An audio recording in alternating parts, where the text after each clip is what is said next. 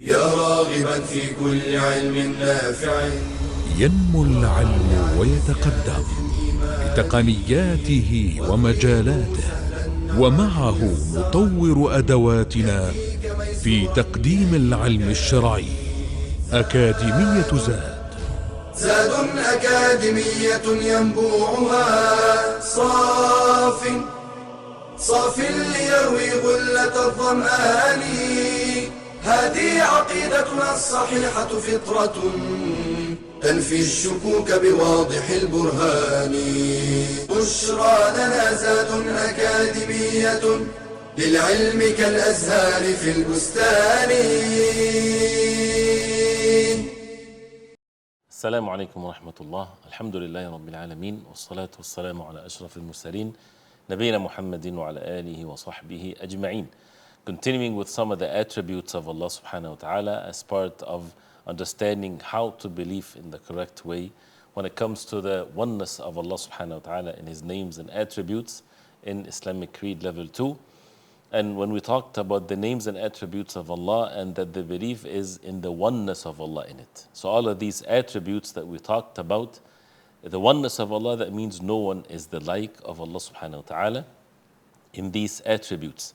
And if a human being, they are commanded to have these attributes in their human perspective, if you're commanded to forgive, if you're commanded to be generous, and Allah subhanahu wa ta'ala is the most forgiver, He's the most generous subhanahu wa ta'ala, this is for you as a human being in the human perspective.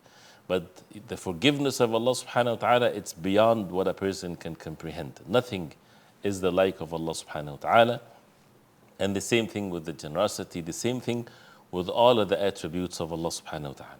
One of these attributes of Allah subhanahu wa ta'ala is the attribute of al-afu. And that's why Allah subhanahu wa ta'ala is al-afu.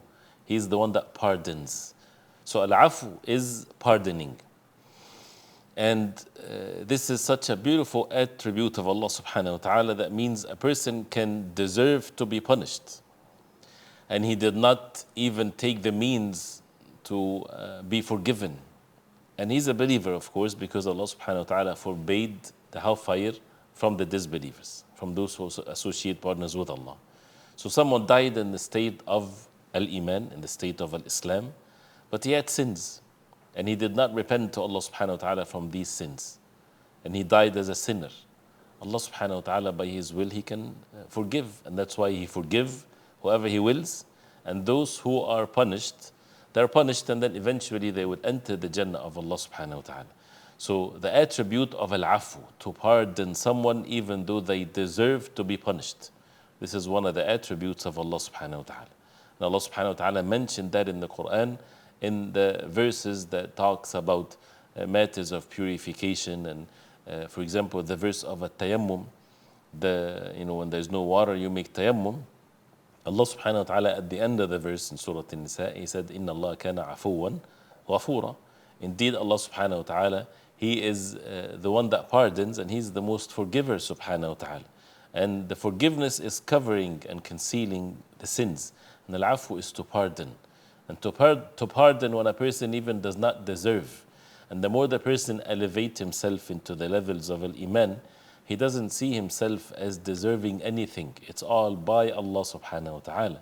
And Allah subhanahu wa ta'ala is the one that pardons. And as we know from the dua of the Prophet alayhi salatu wasalam, that Aisha radiallahu anha, when she asked the Prophet alayhi salatu wasalam what dua to say if she witnessed Laylatul Qadr, the Prophet alayhi salatu wasalam said to her to say, Allahumma innaka afuun tuhibbul afwa fa'afu anni. Oh Allah, you are afu, you are one that pardons. You love to pardon, so pardon me. And overlook my sins, forgive my sins. And this is also what Allah subhanahu wa ta'ala also mentioned, Inna Allah la'afuun ghafur. Indeed, Allah subhanahu wa ta'ala is the one that pardons, and He's the most forgiver subhanahu wa ta'ala. And this is repeated in the Quran in more than one verse. So establishing this meaning to be upon the proper belief in this. And no one forces Allah subhanahu wa ta'ala. He's the most merciful subhanahu wa ta'ala. Because if Allah subhanahu wa ta'ala will to punish all of His creation, no one is to question Allah subhanahu wa ta'ala, what He promised. subhanahu wa ta'ala, and the promise of Allah subhanahu wa ta'ala is the promise of the truth, that He would forgive the believers, that He would pardon them. What's the effect of that in the hearts and the actions of the believers is that makes the person shy from Allah subhanahu wa ta'ala. How can a person continuously commit sins when he knows that Allah subhanahu wa ta'ala pardons? Opposite to what some people think. Some people think if that's the case, then a person, he can commit sins and seek help and seek forgiveness from Allah subhanahu wa ta'ala. No, it's supposed to be the opposite. If this is the attribute of Allah subhanahu wa ta'ala, that means you need to worship Allah subhanahu wa ta'ala with it. That means you're constantly repenting to Allah, seeking pardoning from Allah subhanahu wa ta'ala, seeking forgiveness from Allah subhanahu wa ta'ala, and always have the good expectations and the hope for the rewards from Allah and the pardoning from Allah subhanahu wa ta'ala. And since, as the Prophet ﷺ said in the hadith, which is hadith Qudsi, that Allah subhanahu wa ta'ala said, أَنَا عِنْدَ ظَنِّ عَبْدِي بِي فَلْيَظُنَّ عَبْدِي بِي مَا شَاءَ. I'm with my slave the way he thinks of me. So let him think of me whatever he will. That means if you think good about Allah subhanahu wa ta'ala, if you think that Allah would forgive you and you take the means for it and you seek forgiveness from Allah, Allah subhanahu wa ta'ala will forgive you. And especially at the moment of death, when a person is dying, a person who should think good about Allah subhanahu wa ta'ala, of course repenting to Allah subhanahu wa ta'ala and having good expectations that Allah subhanahu wa ta'ala forgives. And He's the most forgiver subhanahu wa ta'ala. And this is the promise of Allah subhanahu wa ta'ala. And one of which is to make dua to Allah subhanahu wa ta'ala that He forgives and He pardons subhanahu wa ta'ala. One of these attributes also is the attribute of al-farah. And the word al-farah is joy. Can that be attributed to Allah subhanahu wa ta'ala? Yes. Why? It's not from our own selves. This is from the text. This is from the wahy from Allah subhanahu wa ta'ala. So we apply the same rules. We believe in it. We know the meaning of it. Nothing is the like of Allah subhanahu wa ta'ala. How? Allah subhanahu wa ta'ala knows best. And there's this beautiful hadith where it shows with the mercy of Allah. And even though Allah subhanahu wa ta'ala is in no need of His creation, and He is the Almighty subhanahu wa ta'ala, He subhanahu wa ta'ala has farah or joy when His slave repents to Him subhanahu wa ta'ala. The like of which, as the Prophet ﷺ said, Allahu ashaddu farahan. Allah subhanahu wa ta'ala is more joyful with the tawbah, with the repentance of one of you, more than one of you when he has his camel. And this was explained in a longer hadith where the Prophet ﷺ described the affairs of a man in the desert, and he has a camel and all of his provisions on top of the camel, and he wanted to rest and he went to sleep. And then when he woke up, he did not find his camel, and it went away with all of his provisions. And he looked and looked and he could not find it. At that moment, he realized that he's certain that he's going to die. So when he gave up from all means, he laid down, sleeping, waiting for death. And then when he woke up, all of a sudden he found his camel with all of the provisions on it. And imagine that state of joy. He said that that person was so joyful that he said, Allahumma anta rabbi, Allahumma anta abdi wa ana rabbuk. Oh Allah, you are my slave and I'm your Lord. Akhta'a min shiddat al-farah. He made a mistake out of the intense joy.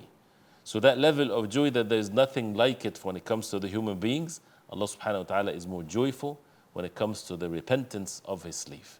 So this is a beautiful attribute of Allah subhanahu wa ta'ala that also brings the shyness from Allah. This is the case from the one that is in no need of anyone of the creation of Allah subhanahu wa ta'ala. So how can someone delay his repentance? Delay only. Delaying the repentance is a sinful act. And when a person repents to Allah subhanahu wa ta'ala, he should repent to Allah subhanahu wa ta'ala from two sins. The sin that he committed and the fact that he delayed the repentance. And one of the ways that makes a person constantly repent to Allah is the fact that Allah subhanahu wa ta'ala has this attribute of al-farah, when someone repents to Allah subhanahu wa ta'ala, and to be eager and to be steadfast to follow what pleases Allah subhanahu wa ta'ala. So it kind of makes it easy for the believers to constantly repent to Allah subhanahu wa ta'ala. And it shows how evil the human beings are when they're still alive, when they still breathe the air and eat the food, and they are in state of sin and they don't repent to Allah. What are they waiting for? Don't they witness the mercy of Allah, the attributes of Allah subhanahu wa ta'ala that makes the person if he really sees the effect of that, if he really sees the unseen, his heart will melt from the love of Allah subhanahu wa ta'ala. So a person has to be in haste when it comes to these acts of worship and repentance to Allah subhanahu wa ta'ala. We ask Allah subhanahu wa ta'ala to make us among those who have the proper belief. And by the way, when we talk about the effect of that, we talk about those who have the proper belief in it, because these attributes that we're mentioning here, some of the deviant sects, they deny it. They alter the meaning of it. They say it means reward, it means this or that.